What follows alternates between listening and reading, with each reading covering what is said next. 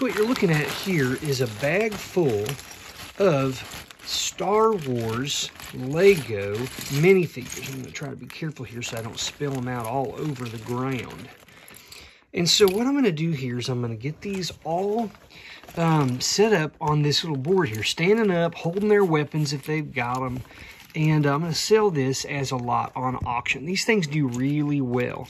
Lego figures, minifigures in general, sell pretty well, but then certain types, ones that are no longer made, for example, or just certain characters, and Star Wars being in the universe of stuff that is pretty highly collectible, can sell for very good money. And we're talking like $5 a figure on up a lot of times. And if you've got their original stuff, like their hats or their weapons or their shields or whatever else that they have along with them, they can sell really well.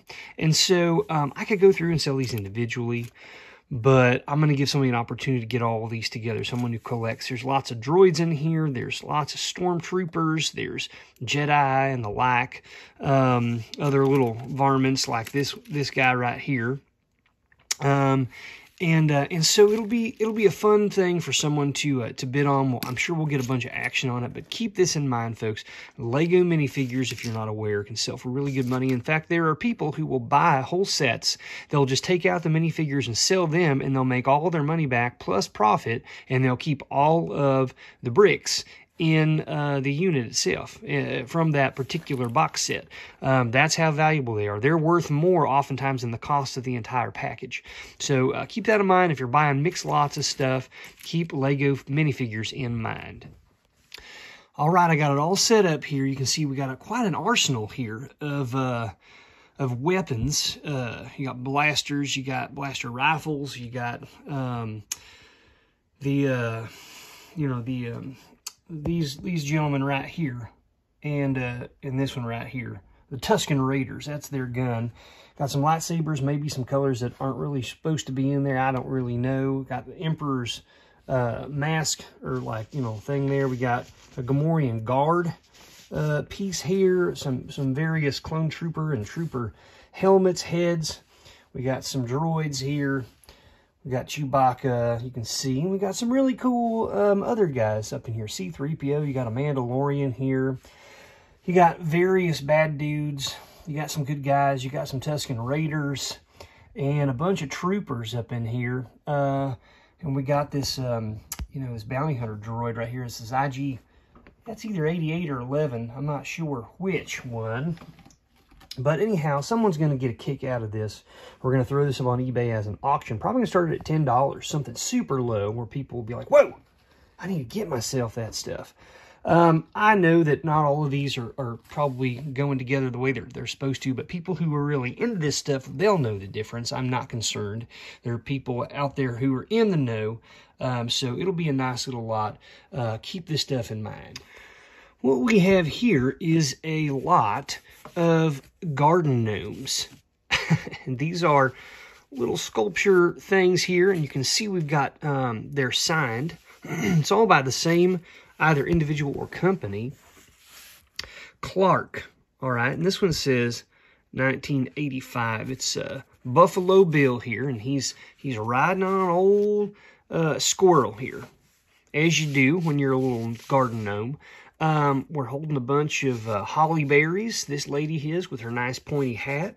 Also signed down here, 1993. And then we got this lady here holding something, some little flowers and stuff. That's nice. And then over here, this gentleman, he's got himself a large golf ball.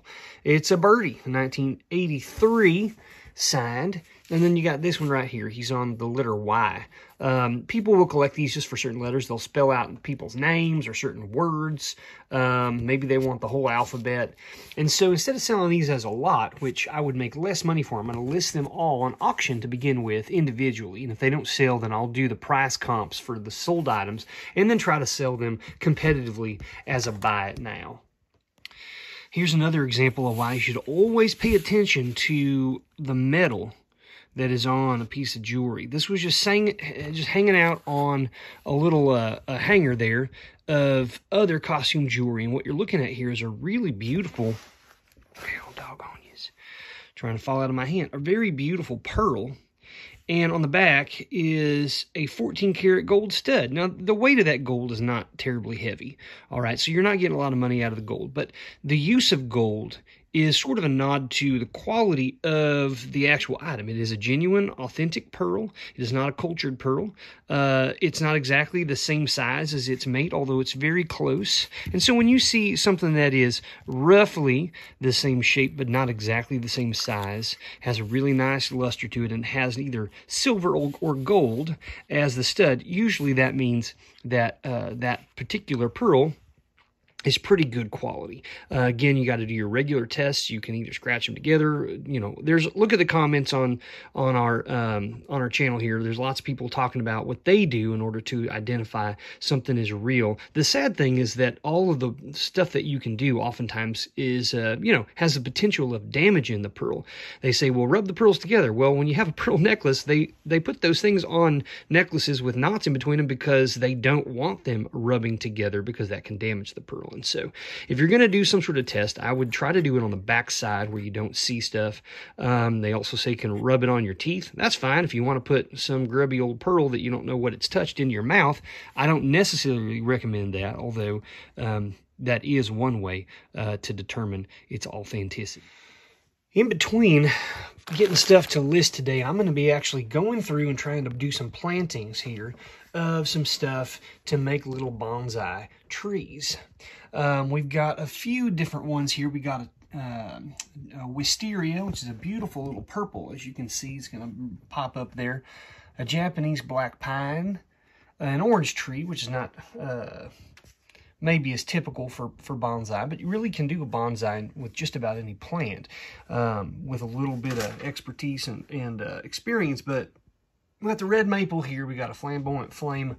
I guess maybe that's a maple type as well. I need to do a little bit more research, but I picked out my little pots I'm going to use here. This is not only fun, enjoyable, it's you know, relaxing. It's nice this time of year. And then what you can do, and part of the reason I'm showing you this is just to say, like, you need to have little hobbies and things to kind of take your mind off work. But believe it or not, you can actually sell these once you have created them. So get them in position. If you need to wire them up, like this one's set up to wire it down into position. And some of them don't need that, but you grow it a little bit, give it a little bit of TLC.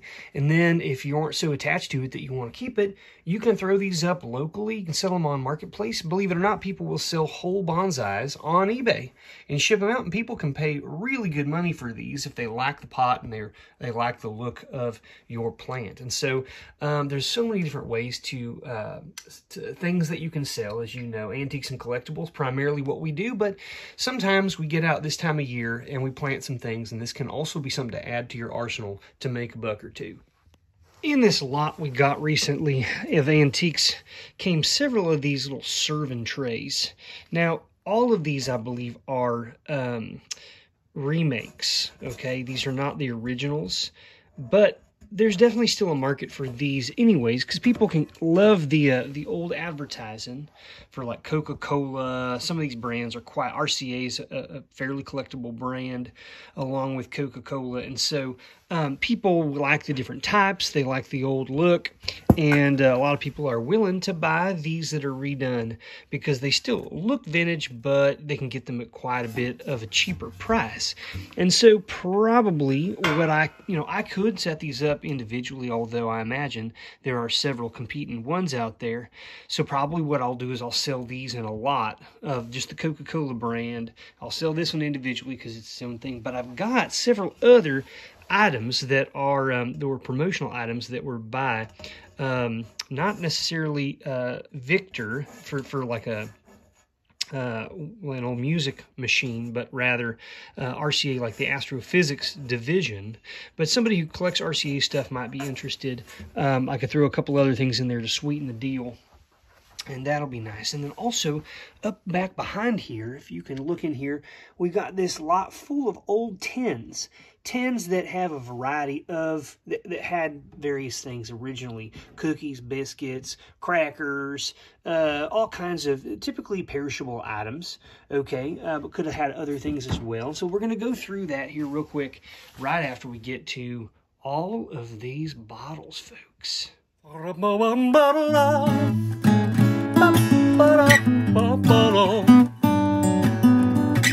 Okay, let's break it up for just a moment here. Peaches, hey, run the promo. Let's give these people some hot tips. Rusty's hot tips. Rusty's hot tip number 1 today, folks. If you're running auctions, I would advise you to be very conscious of the time that those auctions are going to end. It does not necessarily matter if you choose 3, 5, 7, 10 days, but you'll want to know exactly what day and what time those are ending. Here's why. If you're going to have something that's going to end at 10 o'clock in the morning on a Tuesday, the chances that that's going to sell and for as much money is lower than if it ends on a Saturday night at 7:30 p.m. And why is that? Well, because most people are working during the day and during the middle of the week. The times that people are off are on the evenings, oftentimes, and on the weekends. I have found that running my auctions to end in the evening times, and in Friday nights, Saturday nights, and Sundays, those items will always outperform as far as number of sales and also higher prices, more competition than in other times. So make sure, even if you're going to do your work during the day, do like old Rusty does. If I'm going to run a lot of auctions, I'll do all the photographs, I'll attach them to my listings, and then I just save them as drafts. And then I wait until 7:30, I pull them all in at bulk, and then I run them at that time because I want those to end the next weekend in the evening at 7:30. Good luck to you. Hot tip numero dos. If you are making listings of buy it nows or auctions on sites like eBay, and you're going to do similar items, meaning you're going to do, let's say I'm going to do all postcards today, or I'm going to do all costume jewelry lots today. Make sure you take a moment and in the description, write a little note with a little asterisk by it that says, please see our store for more similar items, or check out the discount this week on these items, or we have 100 more lots of jewelry coming out this week and next week. And that alerts people that, hey, listen, you may not just be interested in this item. Maybe you should take a look, peruse our store to see if there are other interesting items. That does a couple of things. Number one, it brings people to your store and makes them spend more time. It helps them see more of your items. If you combine shipping, then you might have someone who will purchase multiple items from you instead of just one item. So you're kind of rooting out the competition there. And also it might lead to that person following your store. So take that moment to write one sentence. You can copy it and paste it in, if you're going to copy different listings to do several similar items, put that in there, folks, because it's definitely helpful. Not everybody reads descriptions. A lot of people don't. They just look at the pictures and they read the title. But for the people who do, that can be very helpful to them, and it can also increase your sales. Folks, I hope those were hot tips. Sometimes my tips are more lukewarm or outdated or benign, but nobody's going to come watch a special on outdated, lukewarm tips. But this one is hot, folks. You need to know it. Everyone needs a good snack to have from time to time while they're doing their reselling. I just had a lunch. Don't worry, folks. My lunch had spinach in it. It was good for me. But, folks, you can do gummy bears, you can do gummy worms, or you can do fruit snacks, and then any kind of chocolate. A lot of people don't know that chocolate and gummy snacks, they're great. I would venture to even say that they're better than beans and rice, oh so nice, or peanut butter and jelly. These things are delicious, folks. So if you can find them, there was an old company that made a snack called Muddy Bears. Muddy Bears, it was gummy bears dipped in chocolate. Now, some of you are saying, oh, gross. Get out of here. Now don't worry, this is not an ad. No bears crawled out of the mud to pay old Rusty to tell you this, but my goodness, it's a nice little snack. You can also do it with actual bites of fruit and not fruit snacks. This is a favorite of ours down here at the warehouse. I hope that when you get a hankering for something sweet, you know, jump on into a Muddy Bear. They're delicious.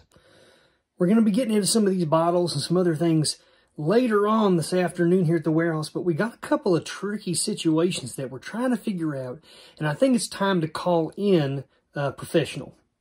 I know somebody, and so we're going to have a new segment here with someone called Rusty, and he is going to be the lead detective on this one. Rusty, lead detective, surfing the interwebs, cracking the case. Cause he's Rusty, lead detective, wearing disguises, what will he find? Cause he's Rusty, the lead detective, don't you know that he's on the case? I'm going to attack that search engine like a wild beast. Why, hello there, I am Rusty, lead detective, and today I got a couple of cases we got to solve, and you'll help me, I hope. The first case is of the potentially gold necklace. We got this. It's quite heavy, 20 or 30 grams. It says 14K on it. Did the people who sold it at the thrift store miss that? Is it really made of gold, or is this a faker? Well, we need to do some detective work. First up today, we need to do some inspection. Don't mind the snacks over here. That's just to keep me going. So here we are. We've got this necklace. It's quite beautiful. It's a nice twisted kind of chain necklace. Got some good weight to it, gold tone. So what we need to first do is check out the clasp area. So we got this pretty standard claw type clasp. If it's going to be marked gold, it's usually going to be right here on the inside of the claw, or it could even be on the mechanism that pulls it back, or it could be on here. It could be anywhere on there. So we want to look all around. I'm not seeing anything here.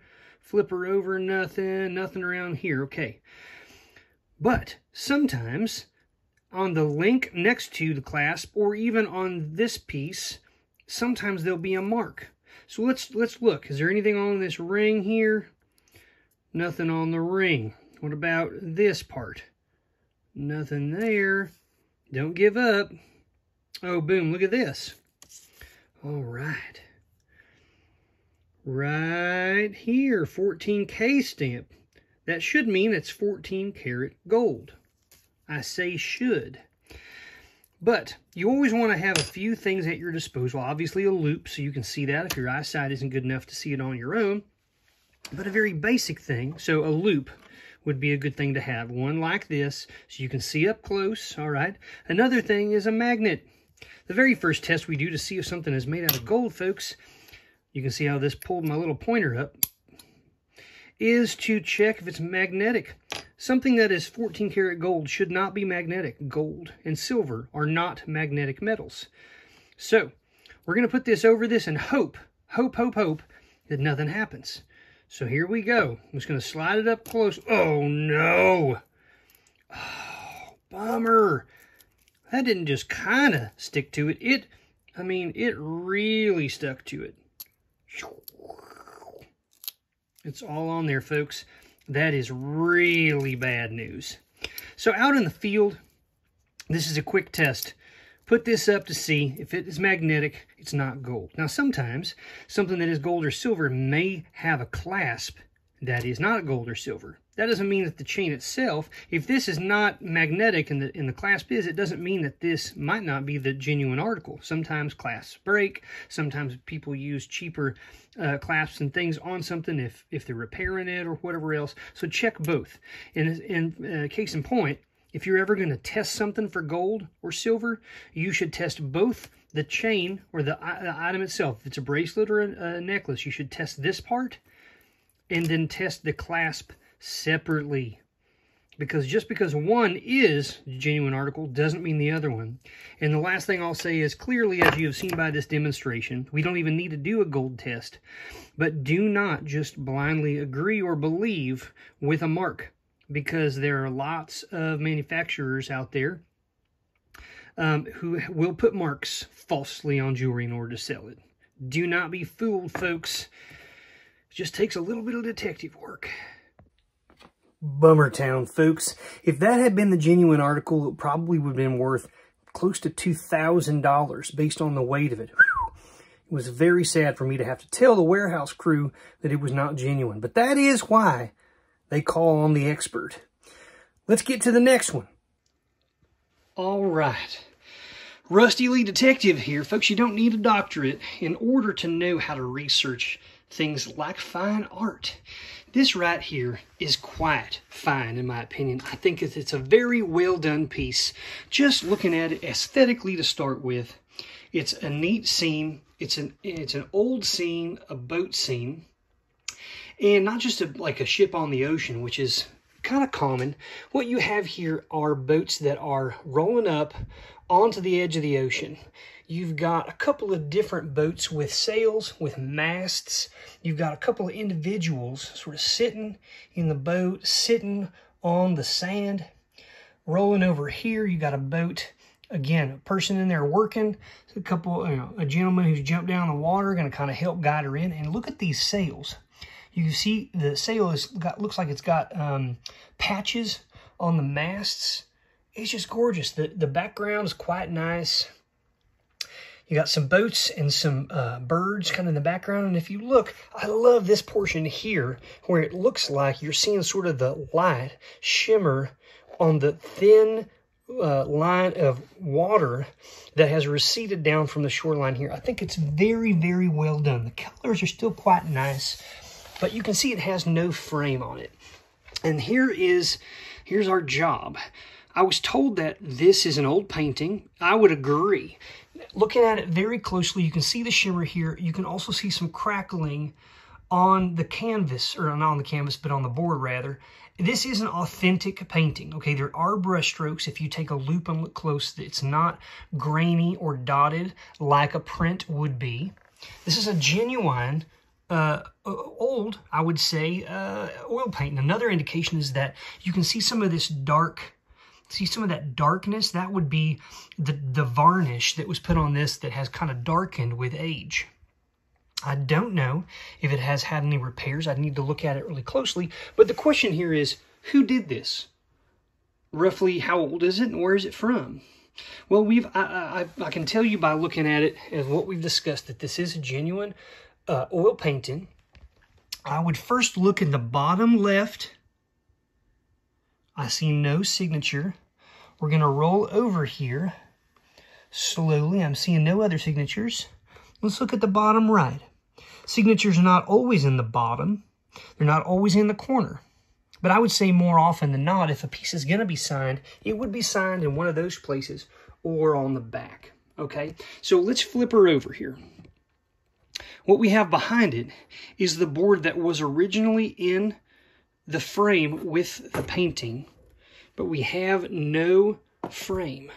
A couple of things I'm seeing here. So this is a panel board. It is not canvas. Okay, it's hard. You can also see someone has done some writing on here. We don't know why or what that was for, but we see the remnants of tape that was on there, originally taping this into the back of the frame along with this board. Okay, now the great thing about this is that we don't just have the painting to work off of, we actually have the board itself. So we can examine this a little bit more in a moment. I also see some degradation of the edges, and so you can almost see a faint line too where this was held into the frame, okay? Now let's examine this. This is cool. It's just a piece of wood, a little wooden board here, but we have a few details that we need to investigate. First off, we have this right here. It appears to say Elizabeth Castle. Elizabeth Castle, and then some other word, which could say Tovey or Tuvey or Turry, something like that. And then we have a number, a 14 and an N, the letter N. All right, we'll come back to that. Elizabeth Castle and some word with a T. Again, we can see the remnants of tape around this from yesteryear. Let's flip this around and see what this little sticker here thing says. It says Bachelor and Son Limited, the depository in Croydon. And it says Lady Gorst. and then it says 33.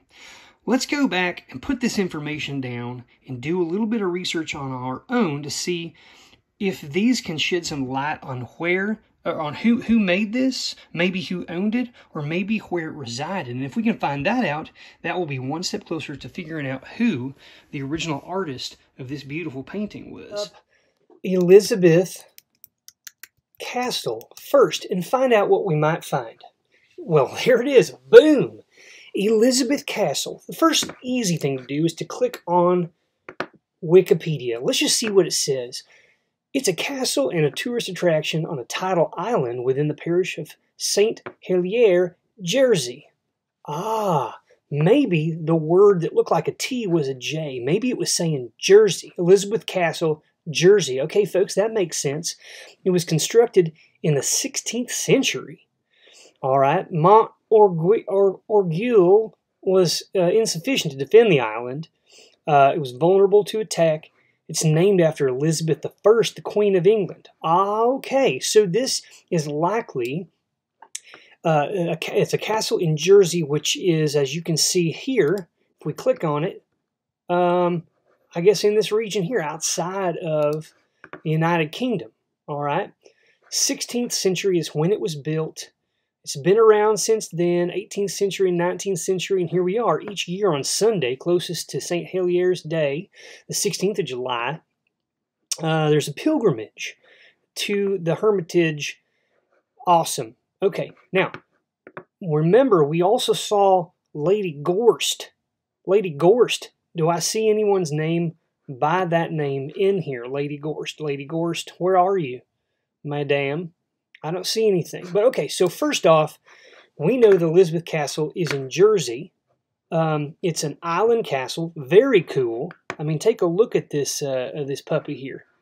Look at this beautiful. Can we do this? Here we go. Man, that's it at night, and then during the day.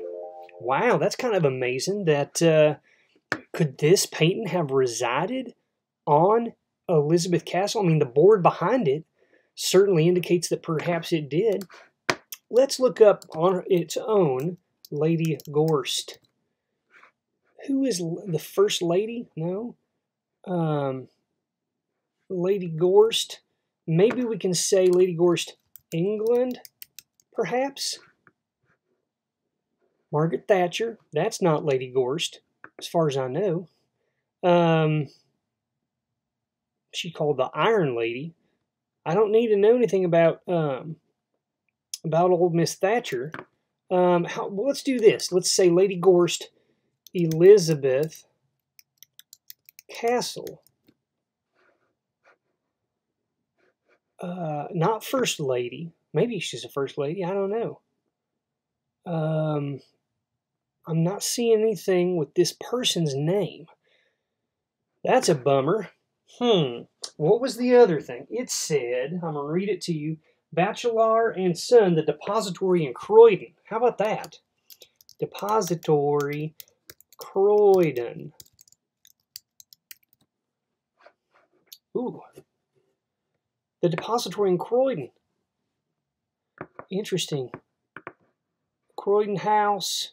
Safety deposit boxes of Croydon, England. Ooh. So maybe Croydon Vaults safety deposit boxes. Perhaps this was in a safety deposit box that was owned by Lady Gorst. Perhaps at Croydon. Let's look right here. The vaults. This is Europe's largest independent safety deposit box company. I wonder how long they've been around. Let's see, about. I'm looking for dates. I'm not seeing the dates of how old they are, but perhaps Croydon age, perhaps. Open date, perhaps? Nope. All right, so I'm not seeing a whole lot from Croydon here, but I wonder, here's another thing that I was told. The only other thing was they didn't know who the artist was exactly, but they remembered that the person's name that they were told was Samuel, and they thought the last name started with a P. Samuel P. So let's pause this and let's look up some information on that artist and find out what artists might have been from England with the name Samuel P. All right, folks, let's look up Samuel P., old artist. I want to see if we can find any people's names just to begin with here who start with Samuel and have a last name of a P. So here we're starting with Samuel Morse, Samuel Palmer, Samuel Prout, Samuel Price, Samuel Peploe. Let's try some of these. Let's scroll down. The first one we're seeing is Samuel Prout. Let's see what this cat's up to. Well, he was a British watercolorist, which is awesome. So the British piece fits 1783 to 1852. This is a very old piece. I would not be surprised if it was from the late 1700s, early to mid 1800s. That also fits potentially. Now, watercolorist. Now, what we have is actually a painting, an oil painting. Let's look a little bit further and see if there's anything about him doing oil painting. So, it was one of the masters of watercolor architectural painting. 1829. Okay, so here we go. He was his contemporaries were Turner, Constable, and Ruskin. He was born. He did some stuff. He moved to London. Okay, we're still in the English area. He saw new possibilities. Improved his style. To earn a living, he painted marine pieces. Ooh, do you see that? Marine. That is exactly what we have. It's a painting of the ocean, of a marine scene. For Pulser the print seller, took students and published drawing books for learners. He was one of the first to use lithography. That's awesome. Made lithographs. It wasn't until 1818 that he discovered his niche and caught his eye on his architecture, composition drawings, da-da-da-da-da. Okay, John Ruskin. So this is a big possibility. It marks off several items, and I'll just tell you by looking at these, I mean, this is very reminiscent of the style of this oil painting. Very reminiscent. Now, this is a watercolor, of course, but look at this. The water, sort of the general oranges and yellows and browns. I'm gonna pop you back really fast to see the painting real close.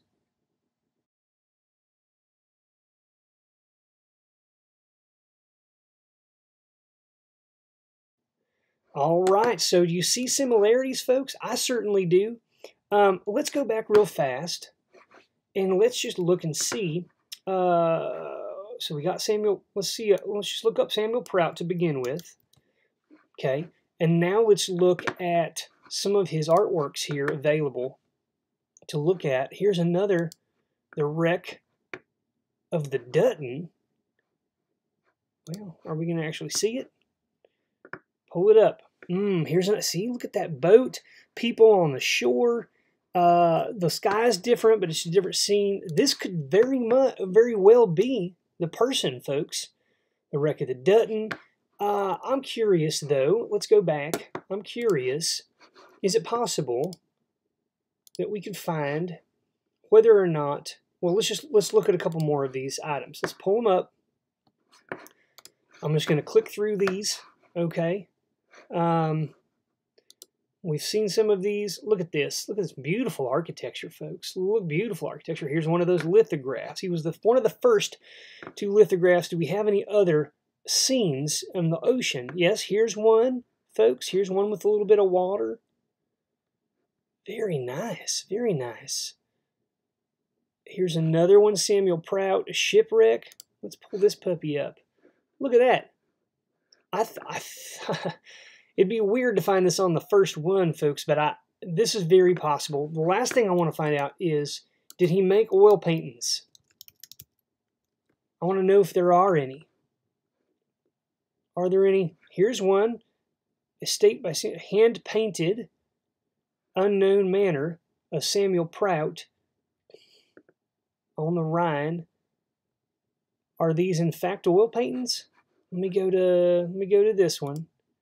If I can find that he's made at least one oil painting, now this looks like it's a museum quality. It's an oil reproduction. So I don't want to know about reproductions, folks. I want to know about authentic oil paintings. Did he ever make oil paintings, or is he just a watercolorist? Century Oil. Here we go. Boom. He has made oil paintings, folks, and the style of that is very similar in London. So you know that this was, it's authentic. Close-ups. That's cool. All right, this guy's a nice artist. I like what he's got going on here. Okay, let's go back. We're going to go back to Samuel P. Old artist. Who else is on our list here? Back to all. Samuel Palmer. Okay, could be some of the same style, although it's a little bit more kind of fantasy type. Let's go to his Wikipedia first here and just take a gander.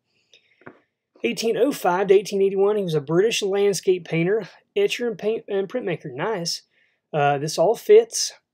Let's see, short of maturity, produced less mystical and more conventional work. So what we are seeing is more of a conventional piece, kind of like this landscape here, although that's much more kind of realistic and less, I wouldn't say that the one we have here is impressionist per se, although it's a little bit looser than that one seems to be.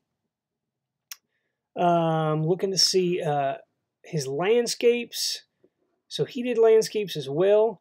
He was a member of the Watercolor Society, so we know that he did, it sounds like oil as well as, so it could potentially be this individual as well, though his work to me does not look nearly like what we have.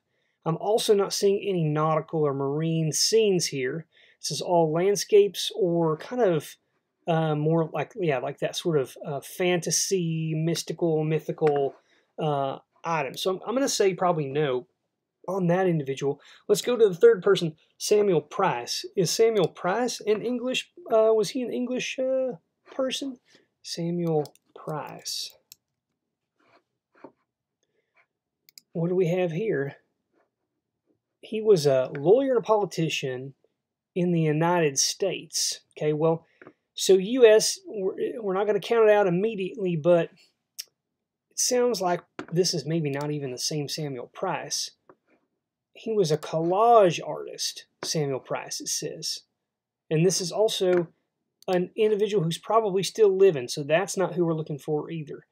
Okay, my money so far, folks, is probably on Samuel Prout. It looks like to me. Let me find one again, and you tell me what you think. Artworks. I'm going to view all of these one more time. And we took information from the painting itself, and also we're taking the general look of a painting, and we're comparing it. Actually, let's do this one. Now, this is a watercolor, you can tell. But just look at the way that the people are made, and kind of, let's look at the boats as well. Got the same idea with a mast, with the, with the sails. See this awesome kind of like reflection on the water we have here? My goodness, folks, I think that this is it. I mean, just in this little bit of research, I would not be surprised at all if this was a Samuel Prout. If it is Samuel Prout, I wonder what it might be worth. If this resided at one time at the Elizabeth Castle in Jersey, what an awesome find.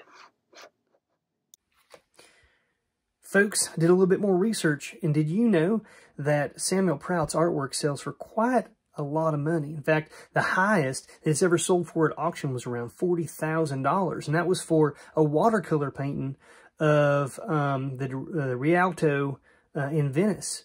I believe that's in Venice. which is pretty awesome. To have an oil painting that maybe had been earlier in his career could be a really awesome find. I think we definitely need to get this thing framed before we would ever want to put it up for sale. Thank you for helping me, and if you have any ideas or you think this might be a different artist, please let us know. I am a lead detective, but that does not mean I'm perfect. I can certainly use your help too. Let's go find some treasures. Rusty, Rusty, Rusty hair.